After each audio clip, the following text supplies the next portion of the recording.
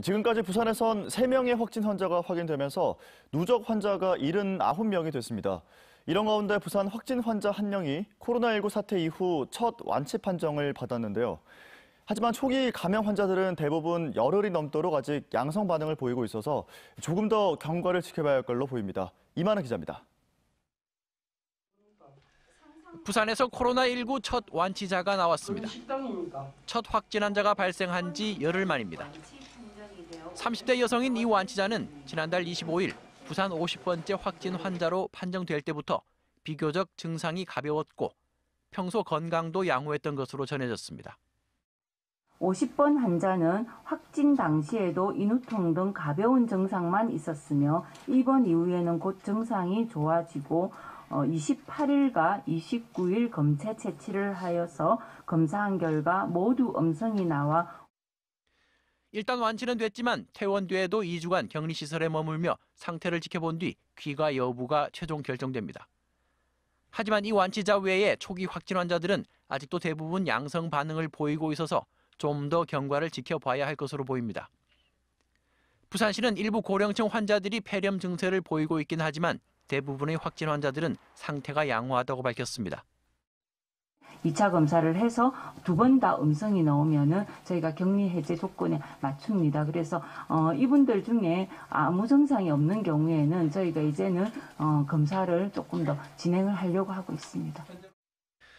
한편 부산시는 신천지로부터 입수한 교인 명단과 질병관리본부로부터 받은 명단을 확인한 결과 640여 명이 다른 것으로 나타나 이들에 대한 교차 조사를 실시할 계획이라고 밝혔습니다.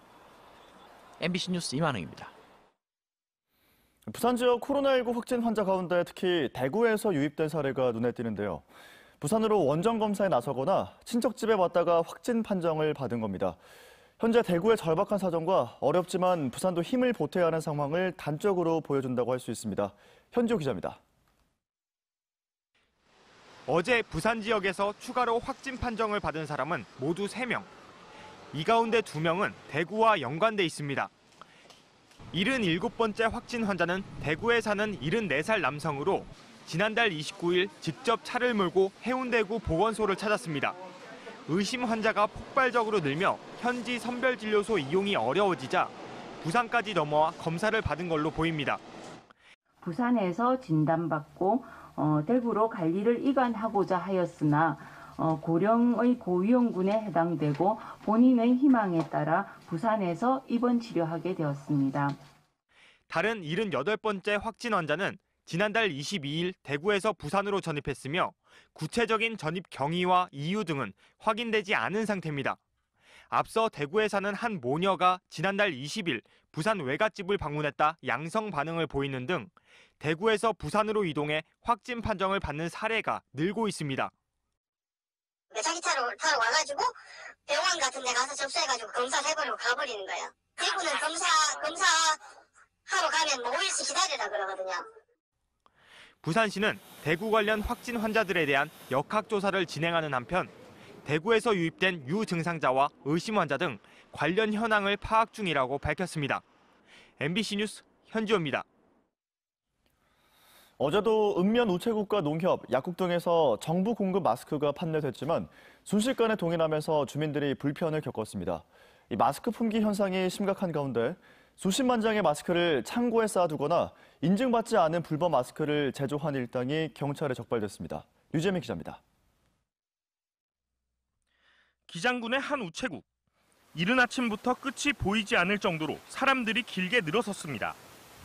읍면단위 우체국에서 마스크를 살 수 있다는 소식을 듣고 찾아온 겁니다. 내부에도 사람들이 가득 차 우편 업무는 완전히 마비될 정도입니다. 오늘 이 우체국의 마스크 물량은 400장인데요. 한 사람당 최대 5장으로 제한돼 있어 80명까지만 구매가 가능합니다. 드디어 판매가 시작된 오전 11시. 단 10분 만에 마스크가 동인합니다. 오늘 판매가 여기까지네. 죄송합니다. 몇 시간씩 기다리다 빈손으로 돌아가는 시민들은 허탈한 표정입니다.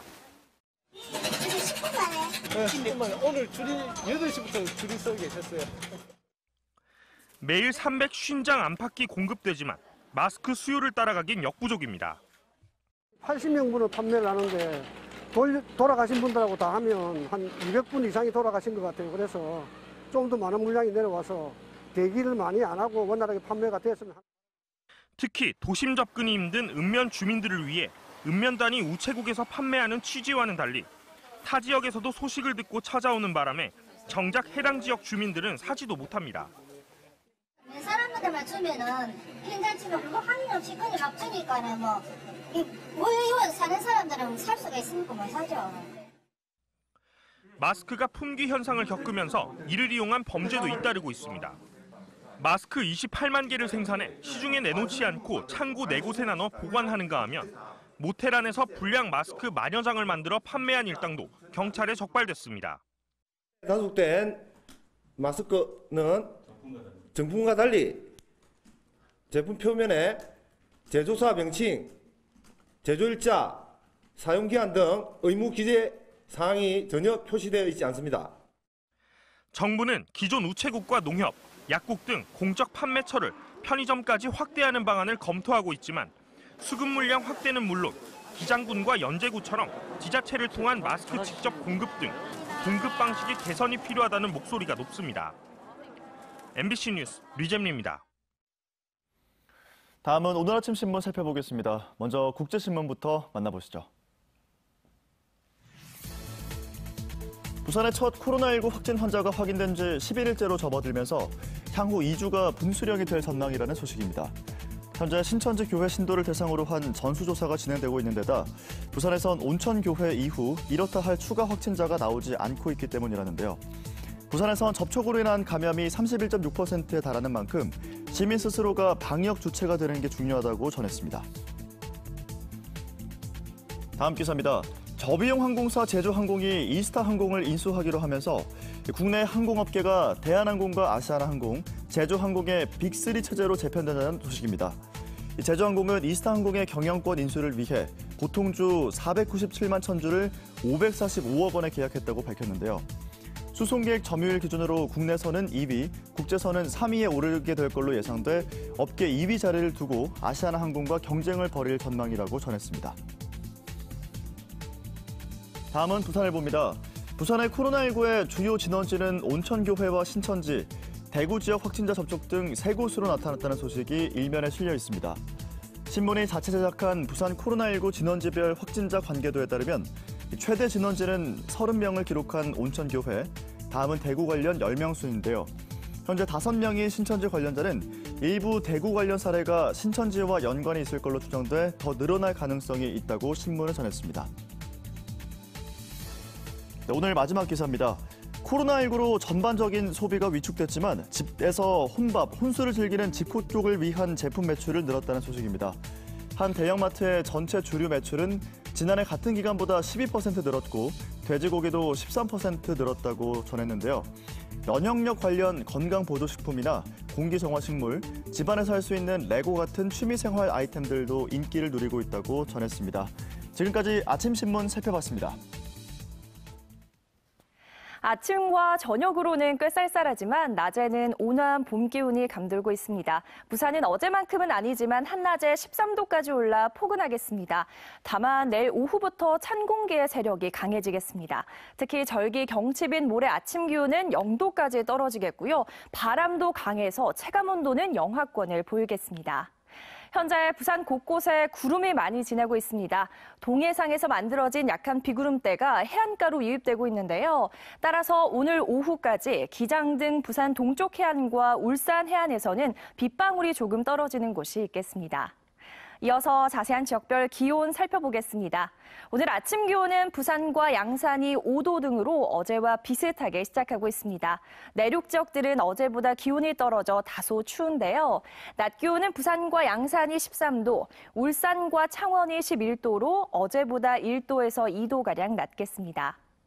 현재 동해남부 먼바다에 풍랑주의보가 발효 중이고요. 모레까지 동쪽 해안가에서는 너울성 파도를 조심하셔야겠습니다. 내일 오후부터 찬바람이 강하게 불며 반짝 추위가 찾아오겠습니다. 목요일은 모레 아침에 기온이 뚝 떨어졌다가 낮부터 다시 기온이 오르겠고요. 주말에 비가 내리기 전까지 하늘은 대체로 맑겠습니다. 날씨였습니다. 부산에서 코로나19 확진 환자가 나온 지난달 21일부터 현재까지 7,600여 명이 선별진료소 검사를 받은 것으로 나타났습니다. 하루 760여 명꼴인데요. 주말도 반납한 채 추가 확진 환자를 찾기 위해 진료를 이어가다 보니 의료진 피로도 계속 누적되고 있습니다. 송광무 기자의 보도입니다. 코로나19 검사를 위해 환자들이 보건소 선별진료소를 찾습니다. 질문지를 작성하고 체온을 잰 뒤 의사 진료가 이어집니다. 정밀 검사가 필요한 환자들은 검체를 채취하고 필요한 경우 엑스레이 촬영을 하게 됩니다. 부산에 최초 확진 환자가 나온 지난달 21일 이후 의료진들은 주말을 반납했습니다. 이 보건소 선별진료소에는 하루 50여 명이 넘는 환자가 다녀가고 있지만 의사 단 2명이 번갈아가며 진료하고 있습니다. 부산에 마련된 선별진료소는 지자체와 민간병원을 포함해 모두 44개. 코로나19 2차, 3차 감염이 일상화되면서 지난 열흘 동안 선별진료소를 찾은 환자들은 모두 7,600여 명에 이릅니다. 지금 현재로는 이제 저랑 다른 선생님 두 분이서 이제 2교대를 하고 있는 상황이고요. 많이 기다리고 있으면 환자분들께서 그러면은 이제 잠시 쉬는 시간도 굉장히 내기가 어렵거든요. 의사 한 명이 매일 수십 명의 환자를 진료하다 보니 의료진 피로도 역시 계속 누적되는 상황. 부산 지역 의사 50여 명도 자발적으로 검체 채취 등 환자 진료를 돕고 생수와 라면 등 구호품을 지원키로 했습니다. 힘들어서 못하겠다는 사례는 아직은 없고요. 지원을 좀 해달라는 요청은 있었습니다. 부산시 의사회에서 각 구별로 선별진료소에 이제 인력 지원을 하기로 이제 결정을 하고. 부산시는 대구와 경북 지역 환자들이 부산의 선별진료소에서 확진 판정을 받으면 이들을 직접 수용키로 결정했습니다. 또 앞으로 2주 동안 추가 확진 환자가 늘어날 것에 대비해 의료진 피로도를 낮출 수 있는 방안을 고려 중이라고 밝혔습니다. MBC 뉴스 송광모입니다. 다음은 한 주간의 주요 사건, 사고 뒷이야기를 정리했습니다. 사건 수첩 박준호 기자입니다. 80대 노인이 택배를 배달하기 위해 전기 스마트카를 타고 이동하다 사고가 났습니다. 내리막길이 있는 곡각 지점에서 스마트카가 넘어지면서 머리를 크게 다친 겁니다. 온천천에서 이제 골목길로 접어드는 길인데 약간 우회전하면서 약간 내리막길이거든요. 실버 택배 일자리도 중요하지만 사고 예방을 위한 교육과 스마트카 안전장치도 꼭 필요해 보입니다. 시내버스가 가로수를 들이받아 운전자가 숨졌고 승객 16명이 부상을 당했습니다. 경찰 조사에선 40대 버스 운전기사가 갑자기 정신을 잃고 쓰러진 것으로 파악됐는데 과로사에 의한 것인지 지병에 의한 것인지 원인이 불분명한 상황입니다. 과로인지 그런지 그런 것 부분은 조사를 좀 해봐야 돼요. 가족들 상대로도 그렇고 버스 회사도 그렇고 조사를 좀 해봐야 돼요. 경찰은 국가수와 함께 오늘 부검을 실시하고 버스업체가 52시간을 준수했는지 여부도 조사할 계획입니다. 기장군의 한 야산에서 잡초와 쓰레기를 태우던 70대 노인이 화상을 당해 이틀 만에 숨졌습니다. 불길이 예상외로 크게 번지자 진화를 하는 과정에서 온몸에 화상을 입고 변을 당한 겁니다. 산에서 쓰레기를 태울 경우 이처럼 안타까운 인명사고로 이어질 수 있고 형법상 실화죄나 산림보호법 위반으로도 처벌받게 돼 결코 하지 말아야 합니다. MBC 뉴스 박준호입니다.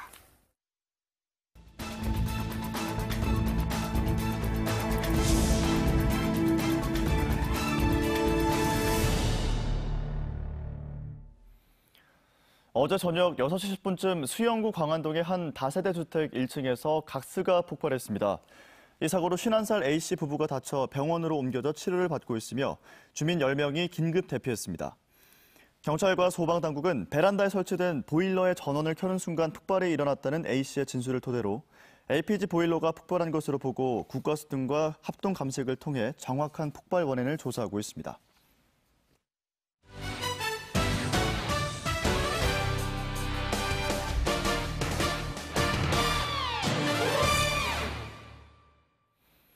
코로나19의 확산으로 프로야구 시범 경기가 모두 취소된 데 이어서 정규 시즌 개막도 늦춰질 가능성이 커지고 있습니다. 프로야구 10개 구단 단장들은 오늘 긴급실행위원회를 열어 정규 시즌 개막 연기 여부를 논의할 예정이며 오는 10일엔 각 구단 사장단의 긴급 이사회를 열고 단장들이 논의한 시즌 연장 여부를 조율해 최종 결정할 계획입니다. KBO는 일단 관중 없이 경기를 치르거나 월요일에 경기를 진행하는 방안뿐만 아니라 최악의 경우 팀당 144경기의 리그 일정을 줄이는 방안도 검토하고 있는 걸로 전해졌습니다. 롯데자이언츠는 현재 호주 애들레이드에서 진행하고 있는 2020 시즌 스프링 캠프를 오는 17일까지 연장합니다.